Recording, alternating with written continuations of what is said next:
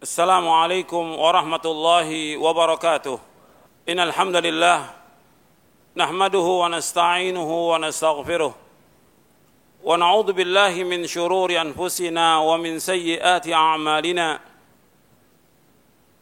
May yahdihillahu fala mudilla lahu wa may yudlil fala hadiya lahu. Asyhadu an la ilaha illallah wahdahu la syarika lahu wa asyhadu anna Muhammadan abduhu wa rasuluh. Allahumma salli wa sallim wa barik ala nabiyina Muhammadin wa ala alihi wa sahbihi ajma'in. Ayyuhal ikhwah, a'azakumullah, kepada bapak, ibu-ibu, ikhwan dan akhwat yang dimuliakan oleh Allah Subhanahu wa taala. Alhamdulillah, kita bersyukur kepada Allah Subhanahu wa taala atas segala nikmat yang Allah karuniakan kepada kita, nikmat Islam, nikmat iman, nikmat sehat, nikmat afiat, nikmat dijauhkan oleh Allah dari berbagai macam malapetaka, nikmat diberikan hidayah di atas Islam, nikmat diberikan hidayah di atas sunnah, nikmat diberikan hidayah taufik oleh Allah untuk selalu dan senantiasa menuntut ilmu syar'i. Ini merupakan nikmat yang paling besar yang wajib kita syukuri. Di samping nikmat-nikmat yang lain yang sangat banyak yang tidak akan dapat kita hitung. Nikmat yang sangat banyak itu yang tidak dapat kita hitung, wajib kita syukuri. Semua nikmat wajib kita syukuri. Cuma sayang manusia itu Allah katakan sangat zalim, sangat tidak berterima kasih kepada Allah. Wa in ta'uddu ni'matallahi la tuhsuha innal insana la zalumun kafar. Allah berfirman dalam surah Ibrahim, seandainya kalian menghitung nikmat-nikmat Allah, kalian tidak dapat menghitung nikmat-nikmat itu. Sesungguhnya manusia sangat zalim dan manusia sangat kufur, tidak berterima kasih kepada Allah. Makanya kita harus berusaha bagaimana kita menjadi hamba Allah yang bersyukur. Nikmat yang paling besar tadi saya sebutkan, nikmat Islam. Ini wajib kita syukuri. Kita diberikan hidayah di atas Islam.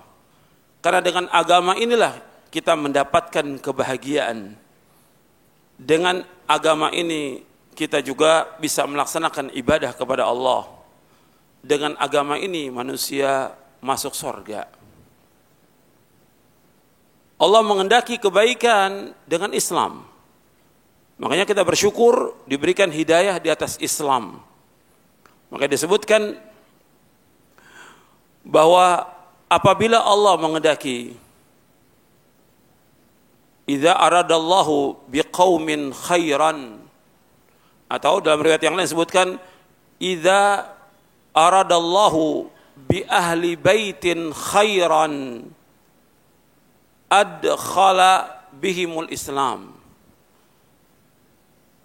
Apabila Allah mengendaki kebaikan kepada satu rumah, apakah minal Arab atau minal Ajam, dalam hadisnya itu, adkhala alimul Islam, maka Allah masukkan mereka ke dalam agama Islam. Hadis ini sahih, diriwayatkan oleh Imam Ahmad dalam musnadnya dan juga Imam Hakim dalam kitabnya Al-Mustadrak, dan disahihkan oleh Syekh Al-Albani dalam silsilah ahadits as-sahihah di juz yang pertama. Jadi kalau Allah mengendaki kepada satu kaum, satu rumah, baik dari minal Arab atau minal Ajam, dari kalangan orang Arab atau orang Ajam, Allah masukkan mereka ke dalam Islam. Makanya kita nikmat diberikan hidayah di atas Islam, bersyukur. Kemudian kalau sudah kita masuk dalam agama Islam, ya kita harus belajar tentang Islam, wajib. Kemudian juga kita wajib mensyukuri semua nikmat yang Allah berikan kepada kita, hatta kita nggak punya apa-apa. Kalau ditakdirkan oleh Allah, kita nggak punya apa-apa. Pas-pasan, rezeki pasti dikasih sama Allah, pasti. Pas-pasan. Tapi kita qanaah dengan hidup itu. Hatta kita hari ini cuma punya beras aja, punya lauk sedikit, kita syukuri. Kita merasa cukup dengan apa yang ada, maka kita termasuk orang yang paling bahagia di muka bumi ini.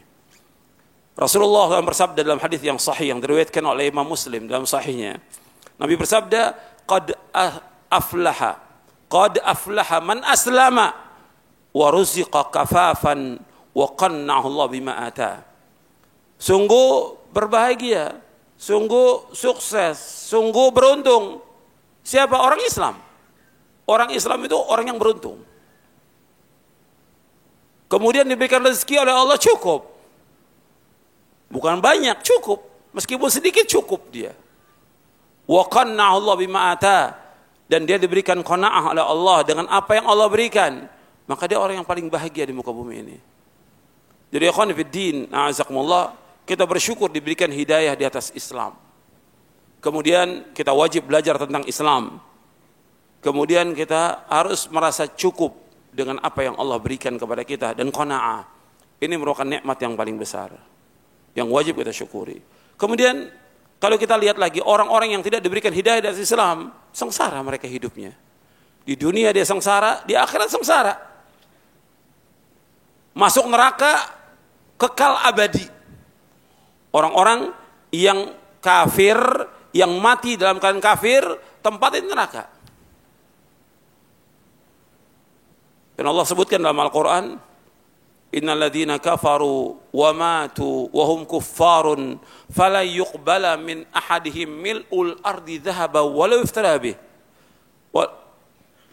Allah menyebutkan bahwa orang-orang kafir yang mati dalam keadaan kafir, meskipun mereka menebus dengan sepenuh bumi emas, enggak diterima oleh Allah. Ulaika lahum adzabun alim wa ma lahum min nasirin. Bagi mereka adalah azab yang pedih dan mereka enggak punya penolong. Di dalam surah Ali Imran di ayat 91. Jadi orang-orang kafir yang mati dalam keadaan kafir, tempat tinggalnya dalam neraka selama-lamanya, kekal abadi. Maka kita bersyukur kepada Allah atas nikmat Islam ini. Syukur. Dan mereka ingin keluar dari api neraka, enggak bisa.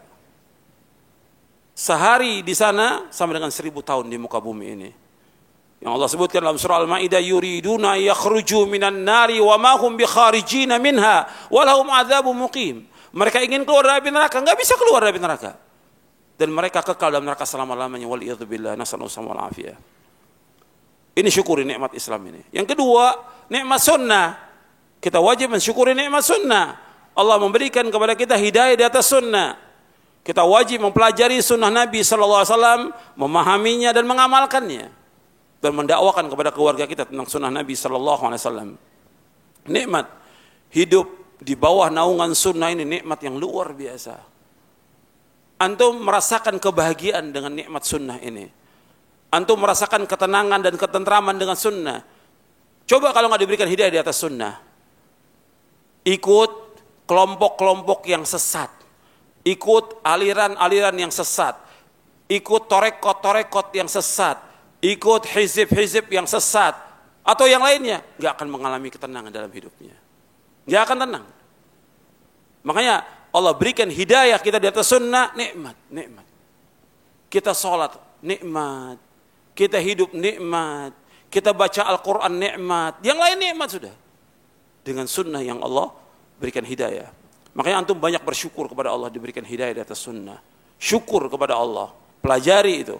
Banyak orang yang tidak bersyukur. Pelajari. Enggak cukup ngaku saya ini udah ikut sunnah, tapi enggak belajar. Belajar terus.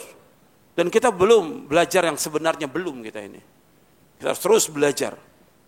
Baru kitab-kitab mungkin satu. Ya kitab yang kita kaji juga kitab yang tipis yang sekarang kita kaji. Ya, para ulama sudah baca ribuan kitab. Puluhan ribu kitab mereka baca. Kita belum. Maka pelajari. Pelajari itu. Ribuan kitab. Kita jauhlah dengan para ulama, tapi harus belajar. Jangan merasa sudah sunnah cukup sudah. Baik talibul ilm maupun para ustadznya harus belajar lagi dan belajar lagi tentang Islam ini dan sunnah.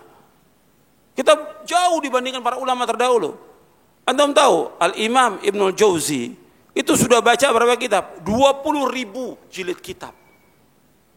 Dijelaskan oleh beliau dalam kitabnya Sayyidul Khatir. Saya sudah baca 20.000 kitab. Dan saya tetap sekarang ini masih belajar. Itu masih muda dia. Ini enggak, ya, cuma ikut sunnah tapi enggak belajar. Enggak belajar. Sudah banyak kegiatan-kegiatan yang lain yang kadang-kadang kebanyakan kegiatan itu tidak bermanfaat. Maka itu perhatikan, harus belajar. Yang pokok belajar tentang agama Islam. Yang kedua mengamalkan agama Islam ini. Kemudian nikmat lagi yang Allah berikan kepada kita, kita terus diberikan hidayah. Makanya yang ketiga tadi, Islam, sunnah, nuntut ilmu. Nuntut ilmu bukan sekedar begini aja, terus kita baca kitab-kitab para ulama, terus kita baca. Sehari minimal kita sebagai talibul ilm 4 jam kita baca. Minimal. Bisa enggak kita istiqomah? Kan kajian kita tentang istiqomah. Bisa enggak kita istiqomah baca itu? Ya, baik dia talibul ilm atau ustadznya.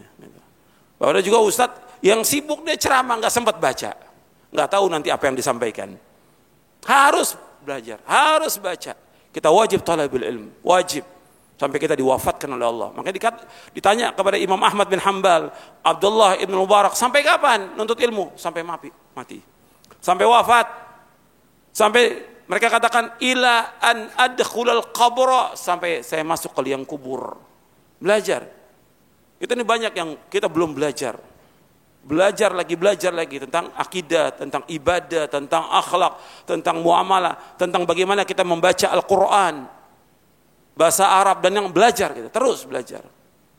Harus terus kita dan harus semangat kita dalam thalabul ilm. Enggak boleh kita putus asa.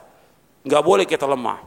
Saya pikir cukup sampai di sini. Saya mohon maaf, mudah-mudahan kajian kita bermanfaat dan mendapatkan hidayah dari Allah, taufik dari Allah, mendapatkan rahmat dan barokahnya, dan mudah-mudahan Allah memberikan kita istiqamah di atas sunnah Nabi SAW, di atas Quran wa sunnah ala fahmi salaf, dan tetap demikian sampai kita diwafatkan oleh Allah dalam keadaan husnul khatimah.